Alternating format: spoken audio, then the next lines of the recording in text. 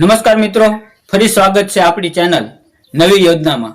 મિત્રો, હું આજે ધાબા પર ગયો તો જોયું કે ચારો બાજુ સોલાર પેનલ બધાના ધાબે લાગેલી જ છે। ઓલમોસ્ટ પીએમ સૂર્યઘર યોજના હેઠળ 1 કરોડ ઘરમાં સોલાર લગાવવાની છે। તેમાંથી 25 લાખ ઘરના તો સોલાર લાગી ગઈ છે। પણ અત્યારે એક નવું સોશિયલ મીડિયા પર ચર્ચા ચાલી રહી છે પવનચક્કીની। તો ઘણા બધા કસ્ટમરના મેસેજ આવે છે, ફોન આવે છે કે ભાઈ પવનચક્કી ક્યારે લગાવી આપશો, હમણાં અમારે સોલાર લગાવી નથી અને લગાવી કે શું કરવું। તો એના વિશે થોડી માહિતી આપવાની ઈચ્છા થઈ। સોશિયલ મીડિયા પર એવું ચાલી રહ્યું છે કે હમણાં જો સોલાર પેનલ નખાવવાનો વિચારતા હો તો ન નખાવશો, પવનચક્કીની રાહ જુઓ। ગુજરાત સરકારે ઇન્ટિગ્રેટ રિન્યુએબલ પોલિસી 2026 અંતર્ગત રેસિડેન્સીમાં યુઝ માટે એટલે કે ઘરોમાં તમે તમારે પોતાની જાતે વાપરી શકો એના માટે પવનચક્કી સિસ્ટમને મંજૂરી આપી દીધી છે। પણ હવે પવનચક્કીને ફરવા માટે પવન જોઈશે અને તેમના અલગ અલગ પેરામીટર હોય છે। તો પહેલા તો આપણે એની માહિતી હોવી જોઈએ કે ભાઈ આપણે જે પણ ગુજરાતના સિટીમાં રહીએ છીએ ત્યાં પવનની ગતિ કેટલી છે, આખા વર્ષ દરમિયાન કેટલો પવન ફૂંકાય છે, બીજું કે પવનચક્કીને ચાલુ થવા માટે કેટલા પવનની ગતિ જોઈએ, મેક્સિમમ આઉટપુટ જનરેટ કરવા માટે કેટલી પવનની ગતિ જોઈએ, અને કદાચ કોઈ દિવસ એવું થાય કે વાવાઝોડું વંટો આવ્યો હોય તો એનું શું પ્રાવધાન છે। આ બધા થોડા તથ્યો પર મને થયું કે થોડો પ્રકાશ પાડું।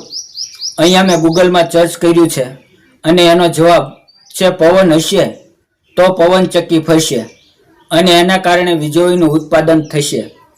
એમાં મેજોરિટી 3 પોઈન્ટ છે। તો પહેલો છે કટિંગ સ્પીડ ઓછામાં ઓછી 9 થી 14 કિલોમીટર પ્રતિ કલાકનો પવન હશે તો પવનચક્કી ફરવાનું ચાલુ થશે।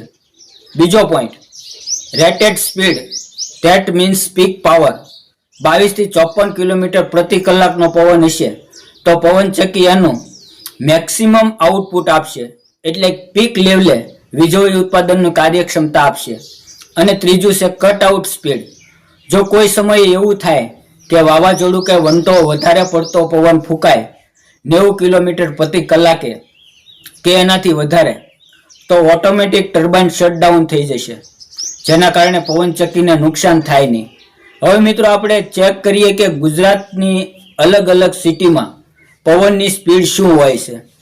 તો ગુજરાતમાં એવરેજ સ્પીડ 5 થી 15 કિલોમીટર પ્રતિ કલાકની હોય છે।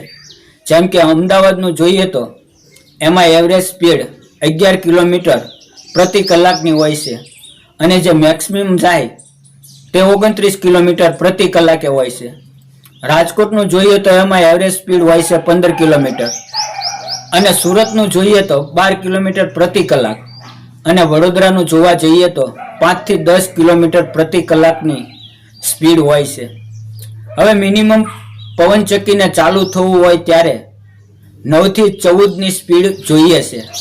9 કિલોમીટરથી લઈને 14 કિલોમીટર, જ્યારે એની સામે આપણી સિટીમાં 11, 15, 12 અને 10 બસ આટલી જ પીક હોય છે। બીજી વસ્તુ કે પવનચક્કીની પીક પાવર પર પહોંચવું હોય તો 22 થી 54 કિલોમીટર પ્રતિ કલાકનો પવન જોઈએ। વસ્તુ કે હજુ સરકારે ખાલી એને મંજૂરી આપી છે, હજુ એનું માળખું રચવાનું બાકી છે। જેમ કે અત્યારે પીએમ સૂર્યઘરમાં 78,000ની સબસિડી મળવા પાત્ર છે, તો પવનચક્કીમાં કેટલા કિલોવોટે કેટલી સબસિડી એ હજુ જાહેર થયું નથી। બીજી વસ્તુ એ છે કે 1 કિલોવોટે સોલાર સિસ્ટમ 5 યુનિટ પ્રોડ્યુસ કરે છે, તો 1 કિલોવોટે પવનચક્કી કેટલું પ્રોડ્યુસ કરશે એ પણ નક્કી નથી। બીજું સોશિયલ મીડિયામાં એવું ચાલી રહ્યું છે કે ભાઈ દિવસે અને રાતે બંને ટાઈમ વીજળી પેદા કરશે। પવનચક્કી જ્યારે સોલાર સિસ્ટમ ખાલી દિવસે વીજળી પેદા કરે છે, પણ દિવસે અને રાત્રે જો પવન જ નથી તો તમારું વીજળી ઉત્પાદન થવાનું જ નથી। જ્યારે સોલાર સિસ્ટમમાં તો સવારે સૂર્ય ઉગશે જ અને સાંજે આથમવાનો ફિક્સ છે, જે આપણે હશું કે ના હશું આદિ અનંત કાળથી સૂરજ દાદા ઉગ્યા છે અને સાંજે આથમે જ છે। ત્રીજી વસ્તુ કે હજુ 6-12 મહિનામાં બધું સેટલમેન્ટ થશે. પવનચક્કીનું પીએમ સૂર્યઘરમાં હજુ 75 લાખ ઘર બાકી છે. ઓલ ઓવર ઇન્ડિયા લેવલે આ પ્લાન, આ સ્કીમ ચલાવવાની છે. પણ આ એક સ્કીમને મંજૂરીમાં હોય છે. હજુ એનું શું માળખું છે એ હજુ નક્કી નથી. તો જો તમે સોશિયલ મીડિયાના ભરોસે એવું વિચારતા હો કે ભાઈ અત્યારે પવનચક્કીથી સોલાર સિસ્ટમ ન નાખીએ અને પવનચક્કીની રાહ જોઈએ, તો કદાચ આ ઉનાળો પણ જશે અને આવતો ઉનાળો પણ જશે. વર્ષ, 1.5 વર્ષ, 2 વર્ષ તમારે તમારા ઘરનું વીજળી બિલ ભરવાની તૈયારી રાખવી પડશે.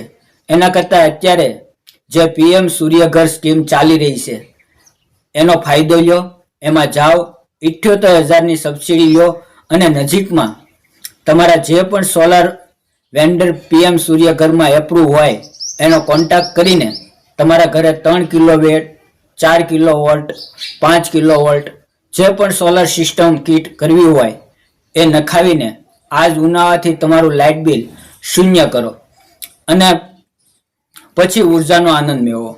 6 મહિને, 12 મહિને કે વર્ષે, 2 વર્ષે જ્યારે પવનચક્કી આવશે ત્યારે ઇન્સ્ટોલ કરાવજો. એ તમારી સોલરની જગ્યાએ રોકાવાની છે નહીં. સોલર તમારી પવનચક્કીની જગ્યા રોકવાનું છે નહીં. પણ અત્યારે આ પવનચક્કીનો વિચારીને સોલાર સિસ્ટમ નખાવામાં જો તમે બ્રેક લગાવતા હો તો પછી લાઇટ બિલ ભરવાની તૈયારી રાખજો. બસ આ સિમ્પલ માહિતી મારે તમારી સાથે શેર કરવાની હતી કે જેથી કરીને બધાને ઓરિજિનલ માહિતીની ખબર પડે. કારણ કે પવનચક્કી મેજોરિટી જે દરિયાકાંઠાનો વિસ્તાર છે જ્યાં પુષ્કળ પ્રમાણમાં પવન ફૂંકાય છે એના માટે છે.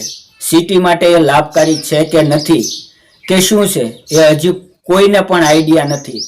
તો અત્યારે જે સ્કીમ પીએમ સૂર્યઘર ચાલી રહી છે એનો લાભ લ્યો અને 78,000 સબસિડીનો લાભ મેળવો. 75 લાખ ઘર બાકી છે. 2027 સુધી આ સ્કીમ પીએમ સૂર્યઘર ચાલવાની છે, એનો આનંદ લ્યો. બસ આ જ વાત શેર કરવાની હતી. જય હિન્દ, જય ભારત, જય